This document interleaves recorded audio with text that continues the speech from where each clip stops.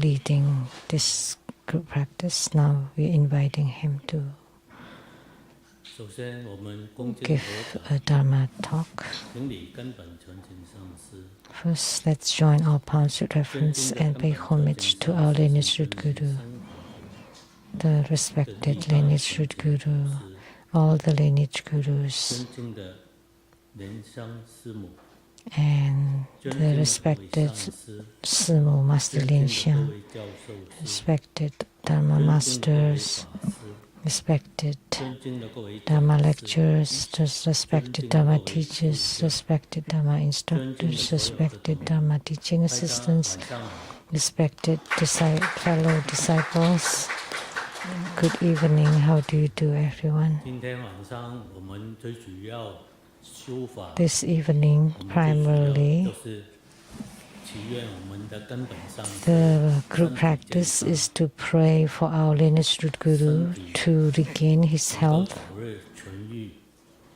that he can be healed and recover soon, and also that everybody is healthy, because the Chinese New Year is around the corner.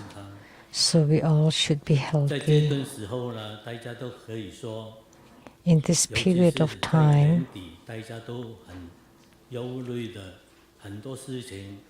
toward the end of the year, you're very busy and you have lots of problems that require our lineage root Guru to help us resolve.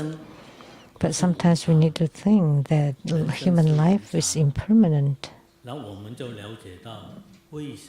So we should understand why we should practice regularly.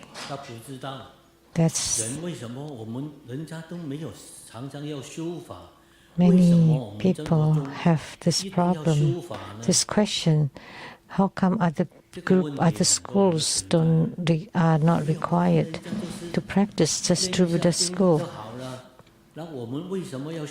Those other people, they just chant sutra, but why do we need to practice? That's the key point. Because we don't know when we will leave the world. Think about it. Because human life, death is not only for the elderly or the old people.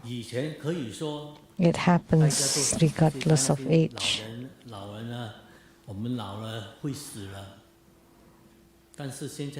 In the past, only old people are worried that they will die, but now even young people also die. Therefore, we should practice diligently. And that's another key point. When someone dies, they can ask Seattle Temple to chant sutras to help. But if you live far away and then you die, who would help you chant the sutras? Have you thought about that? So our daily practice helps us for our future work. When our eyes close and you cannot take in another breath, then you're gone. Is it possible that you would ask anyone to chant for you? There is not even anyone around you. So you should think more. Why you don't practice regularly, but you only ask people to chant when you die?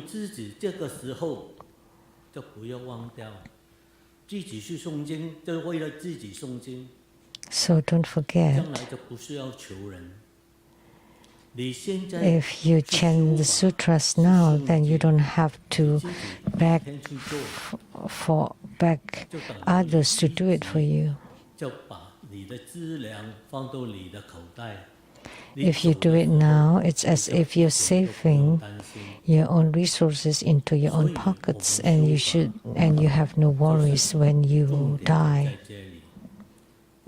That's why we are asked to practice so that we have no worries when we die. We have no worries, we can just live like that. So we should just take care. If you can put down things at home, then do so. But many people cannot let go. What is most important is different for different people. When you feel that this is no good, that's no good, then at the end you would not be able to live in peace. Therefore, our Lian Guru teaches us that we should learn to let go. If you cannot let go, then you will be dragged down by your own desire. And your desires would make you think of a lot of things that you have not paid off. People have not paid what they owe you. Who will own the house you live in? And more. So why don't you resolve it now while you're still alive? So take care of it now. As a Buddhist, you should prepare your will. What do you want to do after you die? For example, after I die, I hope that the Lian temple can chant sutras for me. And my wish is to be placed at the Twin Lotus Columbarium at the Rainbow Temple. All this should be prepared. Write down all your wishes.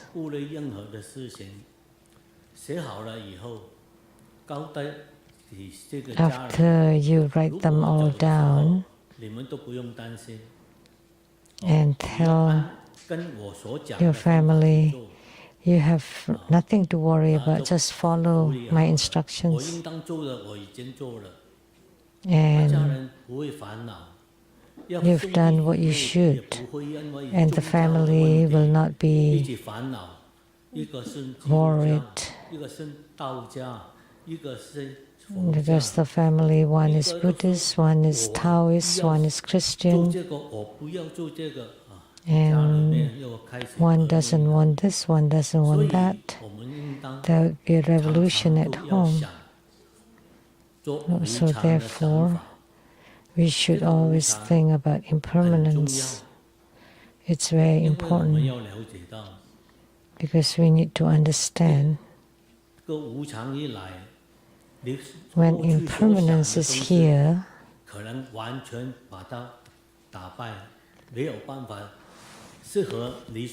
all that you want would be negated. Your ideals are nice, but if you don't write them down, not notarize, it has to be legalized.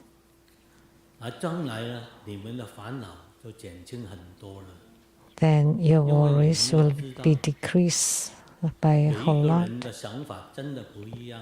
Because everyone thinks differently. The Buddhists want to be cremated.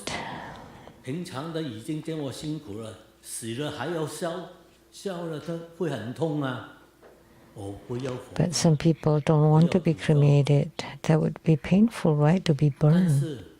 So they want to be buried.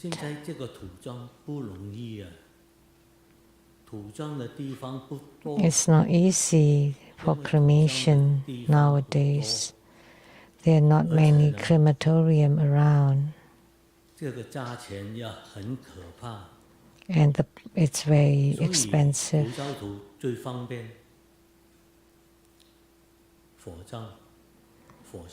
Burial is very expensive. So it's most convenient for Buddhists to be cremated. Because for land burial, you need to check the feng shui and the geomancy and the time. And there are a lot of concerns that would affect your descendants. So all of us here as Buddhists, you have some wishes that we all wish to meet again at the Mahat Twin Lotus Ponds. If we have such a wish, then we should be prepared how to go there.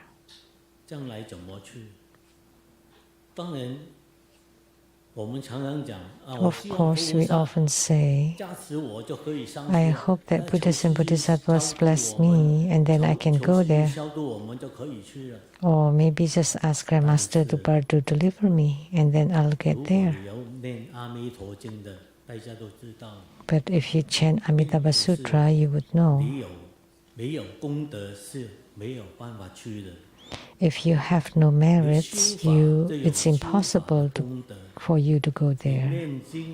If you practice sadhana, you have the merit of practicing sadhana. You're chanting sutras, you have the merits of chanting the sutras. If you perform charities, you have the merits of performing charities. Only then you can go. You've heard Grandmaster said. Grandmaster wanted to help some, but they could not get on board the Dharma vessels. That's due to their karma. So practicing Dharma is to eradicate our karma, and that's from countless past lifetimes. You cannot just do it for 1, 2, or 3 years, but for a very, very long time. And we have to repent sincerely.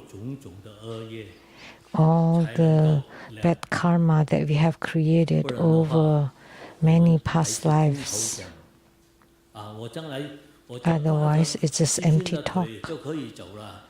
I'll just hold on to Grandmaster's leg. How could it be so easy? Do you have enough merits to do that? You need to have the merits and blessings. So today, why we especially want to pray for Grandmaster by chanting mantra sutras and practicing? It's not that because Grandmaster has no merits, but it's what we should do as disciples. Although our power is limited, but it is our heart, our mind, then that would be enough. It's not the case that we are just disciples. How can we dedicate merits to Grandmaster? Grandmaster is truly great and we are nothing. But we have to believe in what the Buddhas and Bodhisattvas teach us, or what Grandmaster teaches us. Because when you chant mantra sutras, you generate great merit. So regularly, we practice chant and generate merit so that we can die well, and to give conveniences to your family.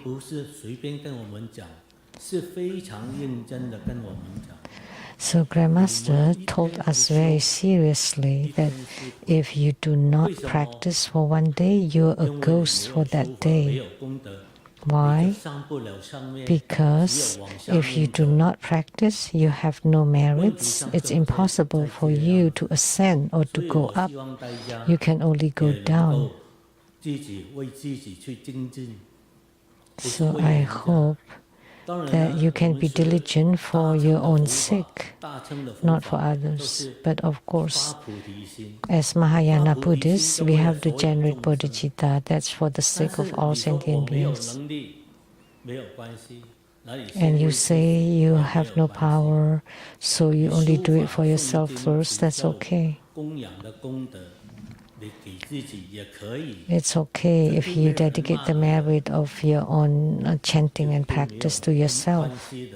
Nobody will scold you as long as you're doing it.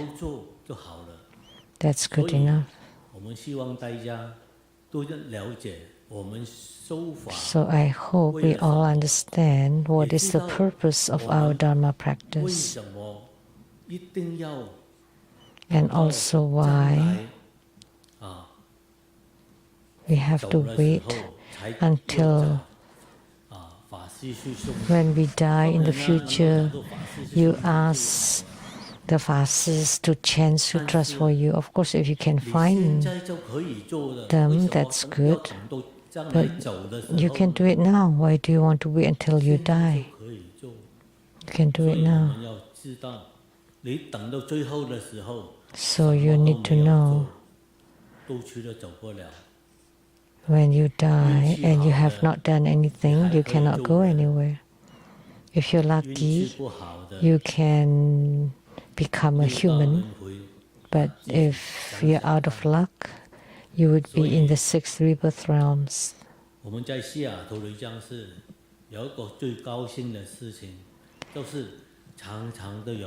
The happiest thing at the Seattle temple is that many people from different countries come to Seattle to learn Dharma practices from Grandmaster, to perform, to create merits. That's a good side.